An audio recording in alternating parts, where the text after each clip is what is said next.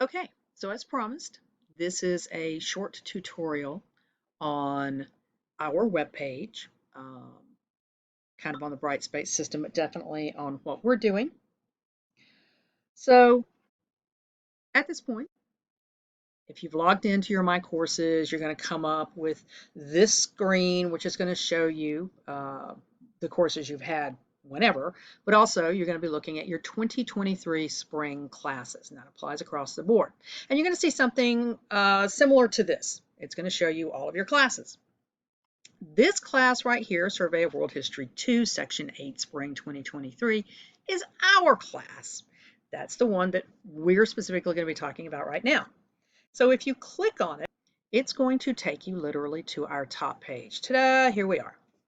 Now, the very first thing you're going to get, of course, is literally the top page, and it's going to have the announcements on it. I have a nice welcoming announcement here. You can read through that whenever. It links to the same videos, these videos, as a matter of fact. The banner up here is what I refer to the most because it's going to give you the list of all the different places you can go. I am, for our purposes right now, going to take you to the content page because this page to me is the most important page. It's got the breakdown. Here we go. When you first go there, it's going to go to the last thing that you had open. In this case, the last thing I had was the most important stuff. And this is what I was referring to in the syllabus video itself. This is the area where I have all the meta information. And by that, I mean all the stuff that's going to be necessary for you to be familiar with in explaining the course and in what we're doing in the course and in finding the rubrics, the way I'm going to grade you on things, the discussion posts, the journal entries, or the primary source analyses. Those sorts of things are all going to be here. So the most important stuff is the very first page on the content. Now, you're not always going to go there. Like I said, if you have clicked on another of what are referred to as the folders, these are the things listed right down through here. If you've clicked on any one of those, the next time you hit the link to take you to our course, it's going to put you right back there in the last thing that you had. For right now, though, we are in the content, the top post in the content page, right? All right. So again, over here on the left are where things are broken down in what are called the files.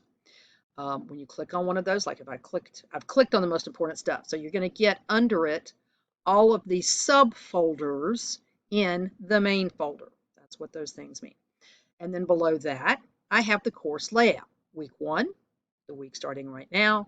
2, 3, I've got the dates. If you've looked at the syllabus, then you know, at the syllabus chart, then you know already that these are the same headings that I have on that. So they're going to match to that. All right. So for right now, I want to start in the most important stuff because this, again, is the meta stuff and the stuff that you need to look at today, hoping, of course, that you are actually viewing this on Tuesday when it goes live.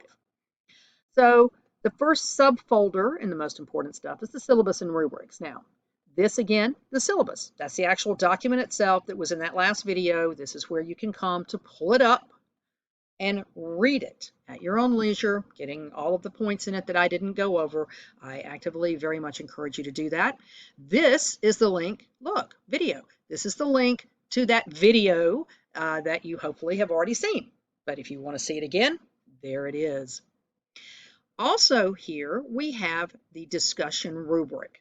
This is the document that explains what I'm looking for in every one of the discussions, as in the consistency across the board. And at the very end of it, it also has the little chart that I use to determine how well you did, to do your grading, as it were. So that you want to look at that, get a general sense of what I'm grading you on, what the point allocations for those things are.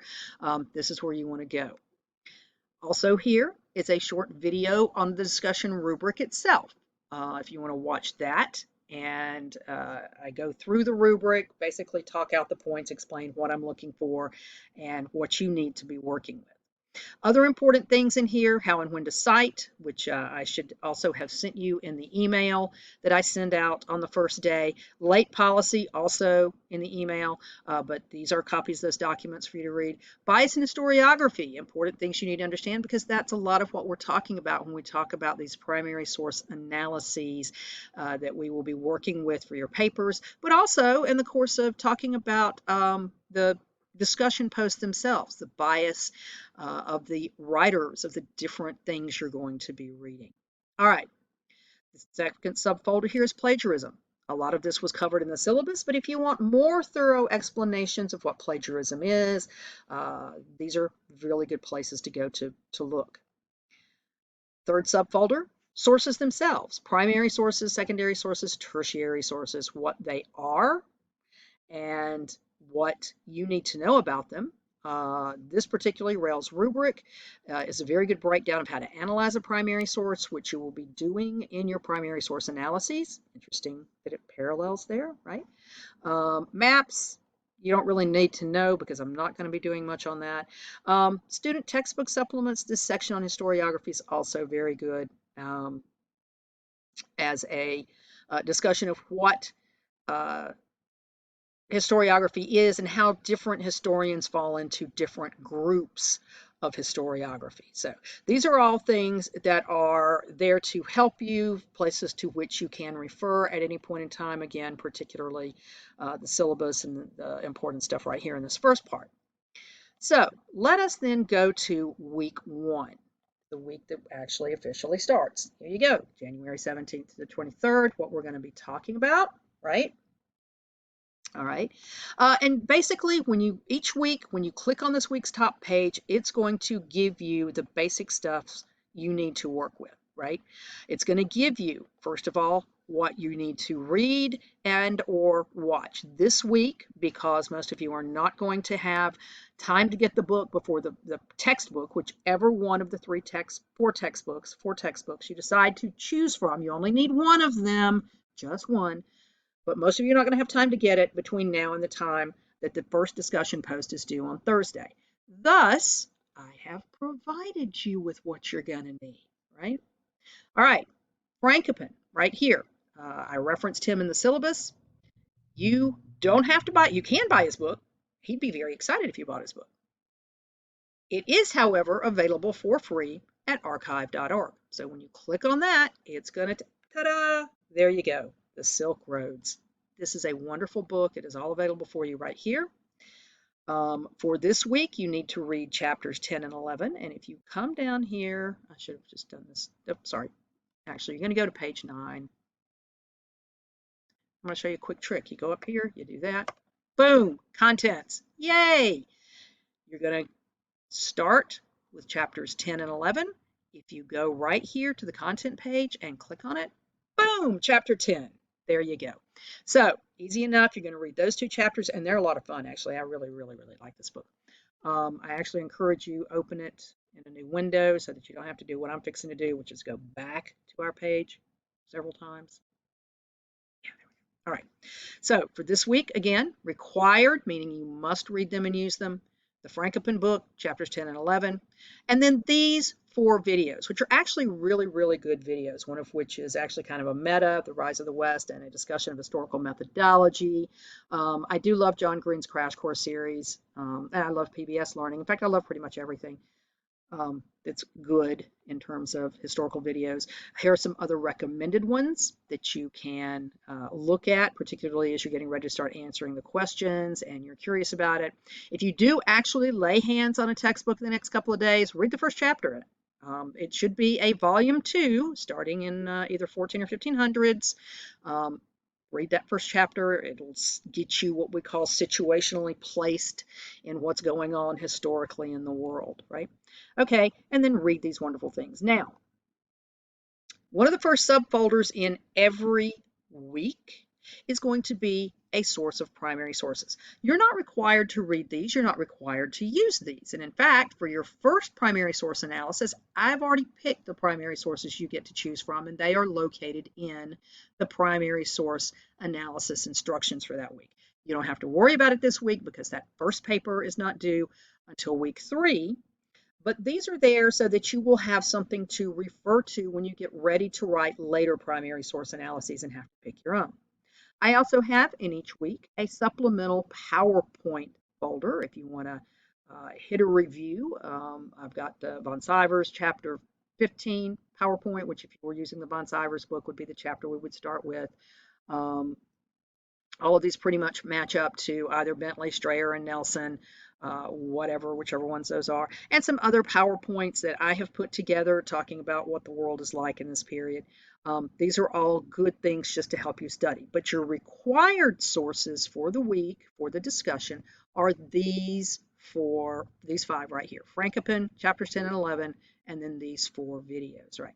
Now, what do I mean by them being required? What I mean by them being required is that when you get ready to start answering the discussion post for this week, you must use all of those in your discussion answer, and you must cite them all, right? Understand that? If you have 5 required sources, then I want to see 5 of them cited in your discussion, right? And listed at the end in your works cited. All right, now with that in mind, every week you have a discussion. It is due on Thursday, by midnight on Thursday. Your peer comments, of which you must have 3, are due anytime between Thursday and Monday, but they need to be on 3 different days so that you can keep the discussion going amongst yourselves and with me, because I'm going to answer every one of your top posts. And hopefully, if you respond to me, I'm going to respond to that. So that's a nice little discussion point right there. But that's what we're looking for. All right, so where do you go to find your discussions? Well, look, right here in the banner, discussions. And if you click on it, boom, discussions. Now, we'll go to the discussion list. Sorry, I need to put these in order. There you go. Discussion 1, the world before Columbus. Again, I have copied right here all of your required sources in it as well for this discussion. Put in the ones that you can use that are recommended. All the same stuff, right? Here's your question. What was the world like for the average person in 1500? Which means, who was the average person in 1500? What does that actually mean? If you were living anywhere in the world, what were you most likely to be doing? What society would you most likely have been in? Or what class in what society would you have most likely have been in? Where was the best place to live and why? The worst place to live and why?